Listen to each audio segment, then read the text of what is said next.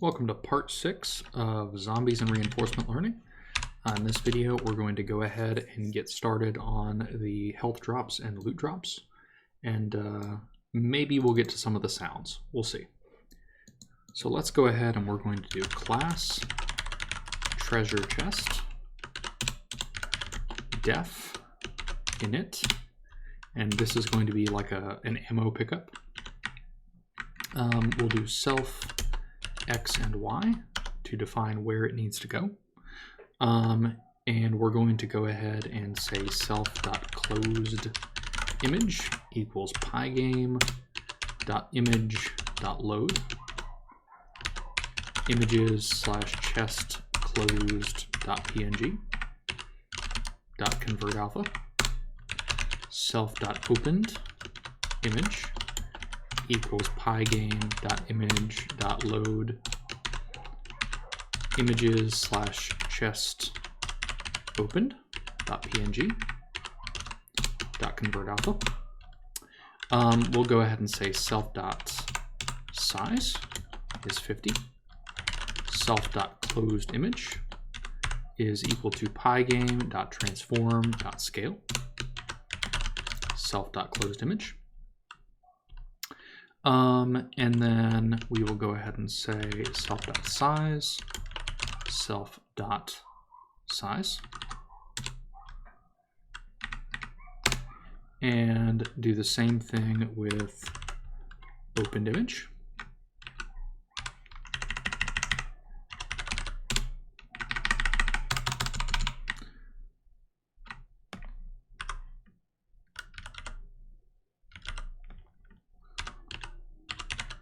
Opened image, and same thing with size.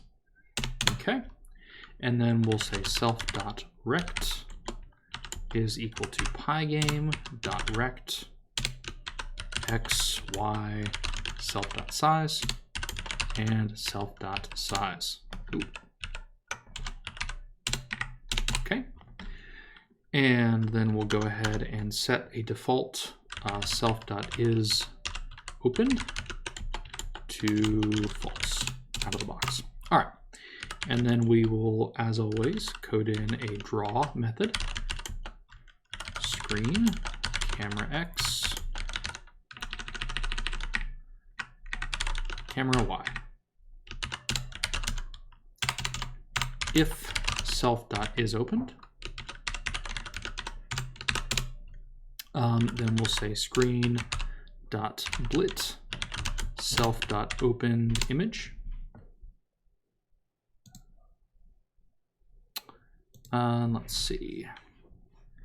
And then self.rect.x minus camera X and self.rect.y minus camera Y. Else screen.blit self.closed image self.rect.x minus camera X and self.rect.y minus camera Y. Okay, that's our treasure chest class. We're also going to have a health drop class. Def init xy self.image equals pygame.image.load images/heart.png .convert alpha. We'll do self.size equals 30, make it a little smaller, and self.image equals pygame.transform.scale self.image self.size and self.size. Okay, and we will set the position based on the coordinates. So self.x equals x, self.y equals y, self.rect not reduce equals pygame dot rect self.x, self.y, self.size, and self.size. Okay. And then just like before, we will do a draw of self, screen, camera X, camera Y, and screen.blit, self.image, self.x, minus camera X, self.y, minus camera Y. And that should be our draw method. All right, let's go. Give me just a moment to make sure I've got the right location.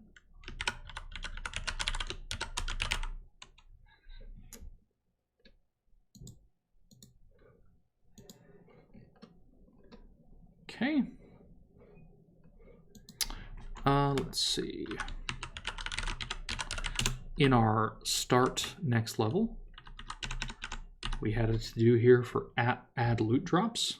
So we're going to go ahead and do that. We're going to say self.treasure chest equals treasure chest. And we need to declare our XY here. So that's going to be X, Y equals random dot rand int 50 self.world width minus 50 and random.rand int 50 self.world height minus 50. Okay, so that should take care of our initial spawn.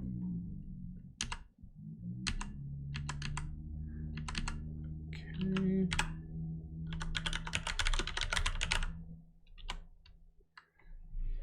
Okay, and then let's go down to our walls section.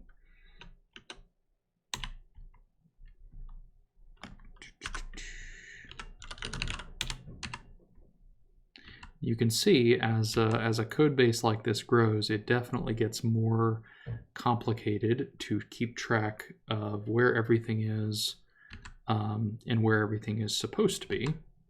And that is definitely the case here. So down under our walls section, we're going to say if self.treasurechest, self.treasurechest.draw, self.screen, camera X, camera Y, if self.treasurechest and self.player.rect.collide rect with self.treasurechest. So basically if the player found it. If not, self.treasurechest.isOpened. Then we're going to go ahead and set self.treasurechest.isOpened to true. And we will go ahead and say self.shotgunammo equals the min of shotgun ammo plus 5, 20. And so basically we want to max out at 20. We don't want to allow the player to collect more than 20. And then we want to go ahead and print ammo refilled, current ammo, just to give ourselves some logging. And then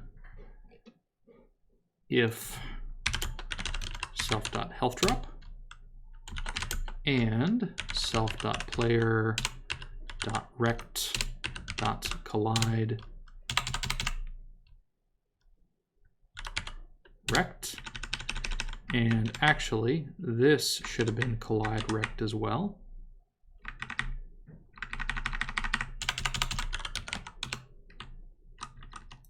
I let that autofill get me. Self.healthDropped.rect.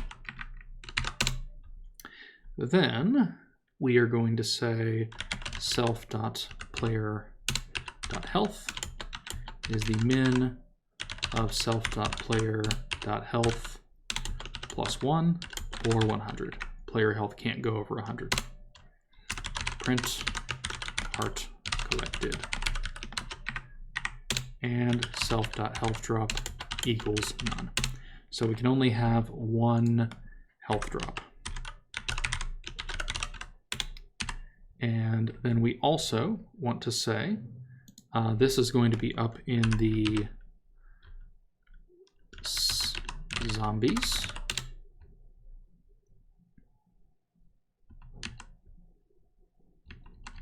We apparently have self.zombies in many places. Let's go find zombies temp. And the top of zombies temp. Okay, so here was our to-do for add health drop. That's what we want to go ahead and do. So we're going to say, we're going to add a 20% of a health drop if a zombie dies. So if random.rand int 100 is less than or equal to 20, then we're going to say self.healthDrop equals healthDrop zombie.rect.x and zombie.rect.y, and that should be it. Let's go ahead and test and see how these things work. So one, somewhere on the screen should be a chest, I believe.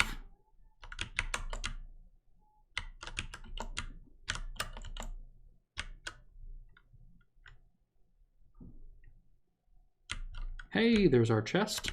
So it opened and we got +5 on our ammo. Now the health drops are based on statistics, based on a 1 in 5 chance. So it's not like that's guaranteed, but we should see one at some point, and we have not so far. So let's just go, I just want to make sure I actually saved this file. Let's try again. Always make sure you save before assuming code problems. I'm waiting for one of these guys to drop some health.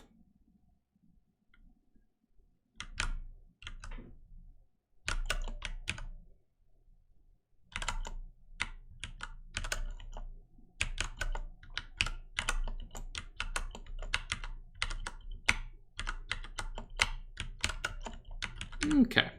It seems like a 1 in 5 should have gotten us a health drop by now. So let's go ahead and go take a look at the code.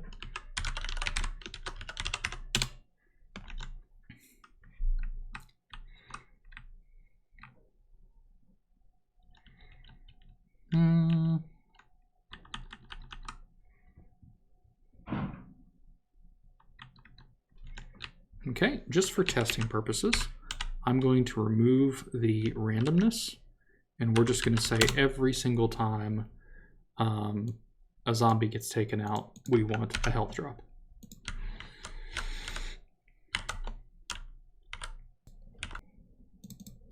All right, so we're looking for a problem with the health drop display.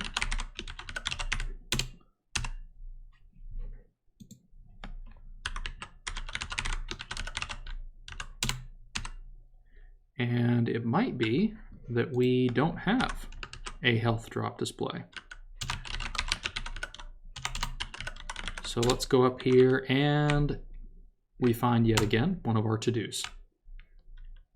So let's go ahead and clear that to do.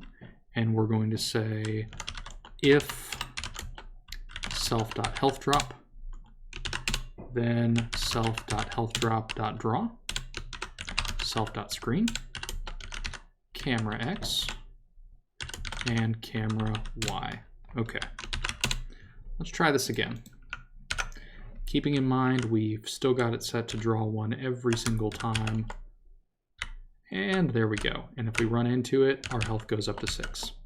And you'll notice there can only be one health drop at a time. Okay, so let's go ahead and kill that. And again, we're going to go find health drop. And then we want to add our more random method back in. We don't want a health drop every time a zombie goes down. That would make the game too easy. So now, about 1 in 5, we should get one.